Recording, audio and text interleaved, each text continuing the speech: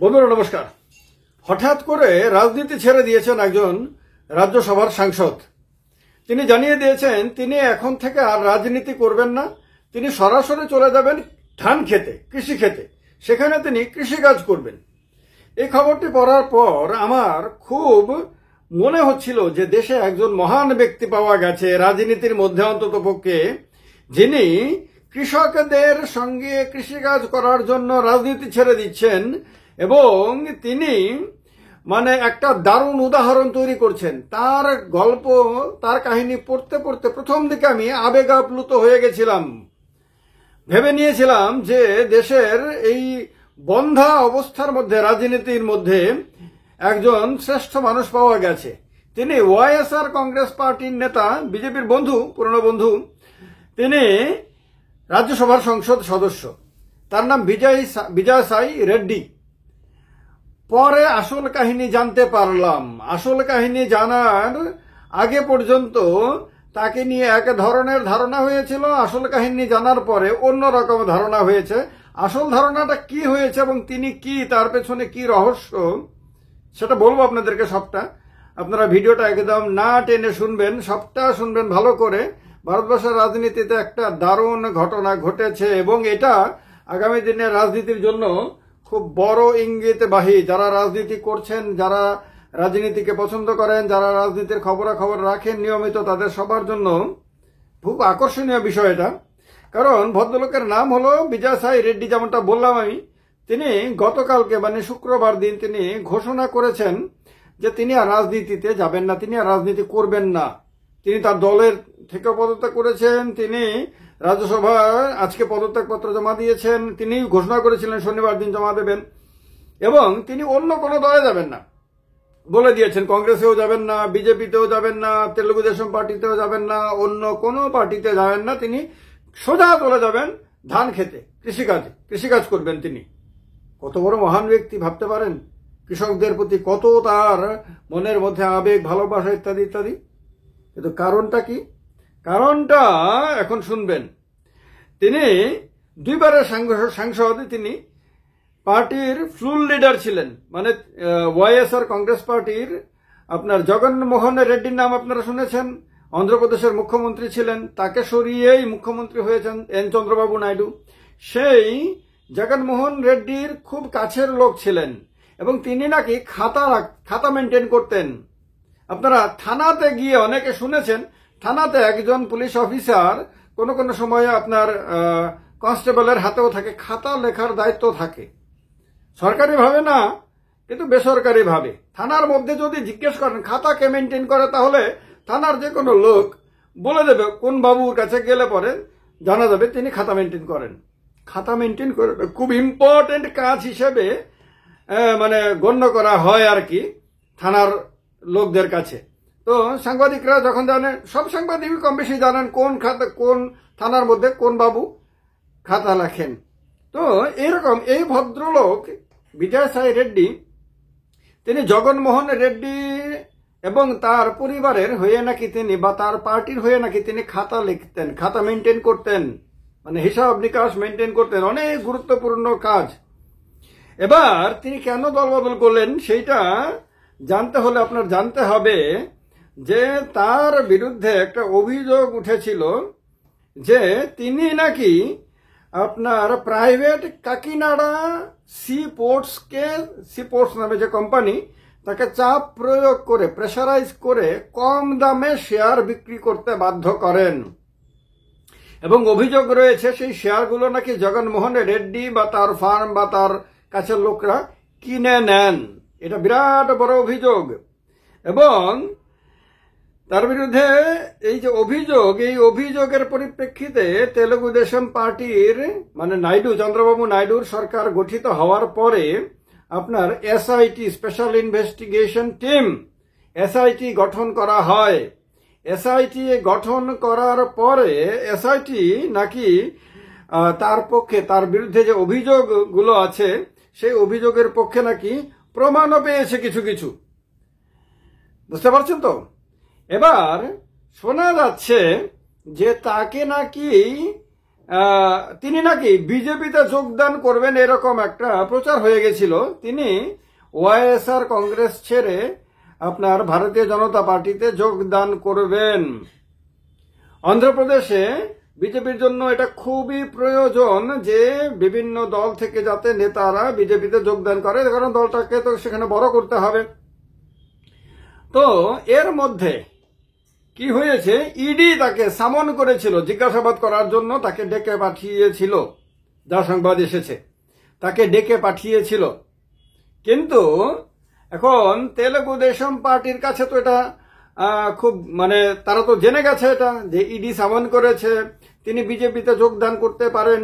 তিনি যদি বিজেপিতে যোগদান করেন তাহলে তেলেগু দেশম পার্টির কোনো লাভ নেই, চন্দ্রবাবু নাইডুর কোনো লাভ নেই। চন্দ্রবাবু নাইডুর লাভ হলো তিনি যদি টিডিপিতে যোগদান করেন, অথবা তিনি যদি কোনো রাজনৈতিক দলই না করেন। তাহলে এখানে একটা অঙ্ক রয়েছে, একটা হিসাব রয়েছে। সেই হিসাবটা ওয়াইএসআর কংগ্রেস এবং তেলুগু দেশম পার্টি, ওয়াইএসআর কংগ্রেস এবং বিজেপির মধ্যে, বিজেপি এবং টিডিপির মধ্যে, ফলে তিন দিকে তিনমুখী হিসাব এখানে রয়েছে। তো সেই হিসাব নিকাশের জেরে শেষ পর্যন্ত তিনি সিদ্ধান্ত নিয়েছেন তিনি রাজনীতি করবেন না।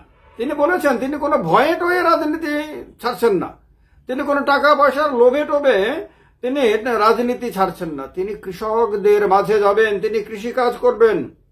কত বড় মনের লোক তিনি।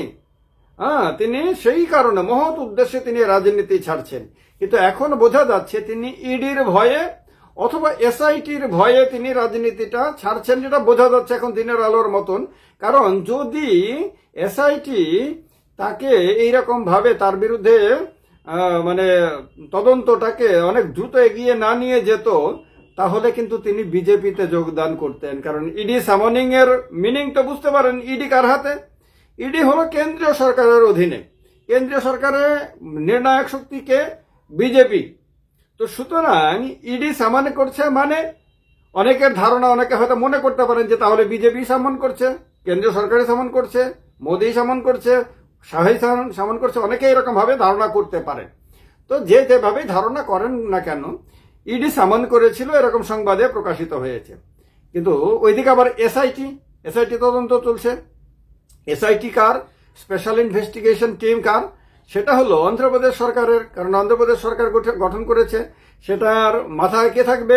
মূলত পলিটিক্যালি হেড কে হবে? মুখ্যমন্ত্রী চন্দ্রবাবু নাইডু। তাহলে নাইডু বাবু বিজেপিতে যাওয়া আটকানোর জন্যই কি তার উপরে প্রেসার ক্রিয়েট করেছেন, বা তার দল বা তার সরকার বা এসআইটি ইত্যাদি ইত্যাদি এখানে প্রেসার ক্রিয়েট করেছে যে বাবু তোমার টিডিপিতে আসার দরকার নাই, বিজেপিতে যাওয়ার দরকার নাই, তুমি রাজনীতিই ছেড়ে দাও। কারণ এই ভদ্রলোক রাজনীতি ছেড়ে দেওয়ার কারণে লোকসানটা বেশি হচ্ছে ওয়াইএসআর কংগ্রেসের। কারণ ওয়াইএসআর কংগ্রেসের জগনমোহন রেড্ডির খাতা মেনটেন করার লোকটাই যদি চলে যায়, তাহলে তার রাজনৈতিক দিক থেকে তার অনেক ক্ষতি হবে। আর তার কাছের লোক, তার বিশ্বস্ত লোক বলে তাকে রাজ্যসভায় পাঠিয়েছিলেন, এবং তার বিভিন্ন ক্ষেত্রে তার নাকি ঘনিষ্ঠভাবে তাকে সহযোগিতা করতেন। সেই লোকটা এখন রাজনীতি ছেড়ে দিচ্ছেন। যদিও রাজনীতি ছাড়ার সিদ্ধান্তের পরে তিনি জানিয়েছেন যে জগনমোহন রেড্ডির প্রতি তিনি কৃতজ্ঞ, রাজশেখর রেড্ডির পরিবারের প্রতি তিনি কৃতজ্ঞ, তিনি ওয়াইএসআর কংগ্রেসের প্রতি কৃতজ্ঞ, তিনি যা যা পেয়েছেন এই পর্যন্ত সবকিছুর জন্য তিনি কৃতজ্ঞ। এখন তিনি আর কোনো দল করবেন না। এখন তার মধ্যে বোধহয় ঈশ্বর লাভ হয়েছে বোধহয় আর কি, কোনো বড় উদ্দেশ্য নিয়ে তিনি এখন কৃষিক্ষেত্রে যাবেন। যার কারণে তিনি বলেছেন টাকা পয়সা বা চাপে পড়ে বা অন্য কোনো কারণে তিনি রাজনীতি ছাড়ছেন না। তো বুঝতে পারছেন, আমাদের দেশের রাজনীতিতে আগে একটা সময় আমরা ছোটবেলায় শুনতাম চন্দ্রশেখর নাকি খুব নীতিবান লোক।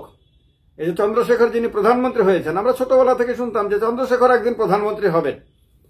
চন্দ্রশেখর এবং অটল বিহারী বাজপেয়ী দুজনে একদিন না একদিন প্রধানমন্ত্রী হবেন, এই কথাটা আমরা ছোটবেলা থেকে শুনতে শুনতে বড় হয়েছি। চন্দ্রশেখর এবং অটল বিহারী বাজপেয়ী দুজনেই খুব ন্যায় নীতি মেনে রাজনীতি করেন, এটা আমরা শুনতে শুনতে বড় হয়েছি। এবার আজকে সংবাদ পড়তে পড়তে কিছুক্ষণের জন্য এই বিজয় সাই রেড্ডিকেও আমার মনে হয়েছিল, বাহ, দেশের মধ্যে একজন লোক তো অন্তত পক্ষে পাওয়া গেল যিনি সবকিছু ছেড়ে ছুড়ে একেবারে কৃষকদের মাঝে চলে যাচ্ছেন, যেখানে বিভিন্ন ক্ষেত্র থেকে মানুষ অপূর্ণতার বেদনা নিয়ে রাজনীতিতে আসেন। অন্যান্য ক্ষেত্রে অনেকে আছেন, অন্যান্য ক্ষেত্রে কেউ ব্যবসার দুনিয়াতে, কেউ সরকারি চাকরির দুনিয়াতে, কেউ অন্য ক্ষেত্রে অনেক লুটপাট করেও তার মনে যখন তৃপ্তি আসে না, অতৃপ্তি থাকে, তখন তার আরো বেশি লুটপাটের ইচ্ছা নিয়ে, আরো বেশি দমন পীড়ন করার ইচ্ছা নিয়ে, আরো বেশি অপরাধ করার ইচ্ছা নিয়ে রাজনীতিতে আসেন। এবং রাজনীতিতে আসার পরে এই ধরনের লোকরা রাক্ষসের মতন গোগ্রাসে মানুষের সম্পদ সব গিলে খেতে শুরু করেন। এই রকম কাহিনী তো ভারতবর্ষের রাজনীতিতে অসংখ্য থাকবে এবং ভারতবর্ষে যে কোনো মানুষের কাছে গেলে পরে দু একটা কাহিনী শোনা যাবে।